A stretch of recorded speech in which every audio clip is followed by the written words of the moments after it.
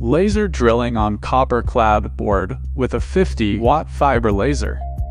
An Endurance DIY marking machine was used for work with a 50-watt fiber laser, wavelength 1060 for nanometers installed. One plate measuring 150 millimeters by 100 millimeters and 1.3 millimeters thick with a copper layer applied on one side. The second plate is 35 millimeters by 55 millimeters and 1 millimeter thick with a copper layer applied on both sides. Hole diameter 0.6 millimeters. Speed 700 millimeters per second, power 91% and a frequency of 60 kilohertz. The laser drilling quality is not good enough.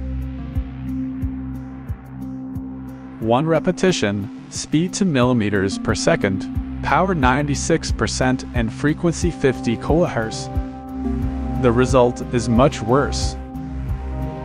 It is necessary to use absorbable alcohol or white spirit along with a thin and strong rod in order to remove carbon deposits from the outside and inside.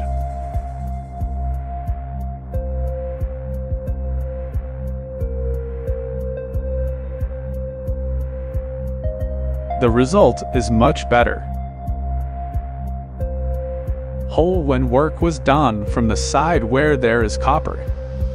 The optimal parameters are 25 repetitions, speed 130 millimeters per second, power 100%, and a frequency of 65 kilohertz. There is minimal charring inside the hole. On both sides of the plate near the holes there is a minimum amount of traces of burning. The results are optimal for both plates. If you use a compressor to additionally purge the cutting hole with ambient air, then the results will not change. The torch and so will be blown off in the opposite direction from the nozzle. If you use CO2 gas, the result will not improve either. In the case of a plate with a copper layer on one side, the best result was obtained when the hole was made from the side of the copper layer.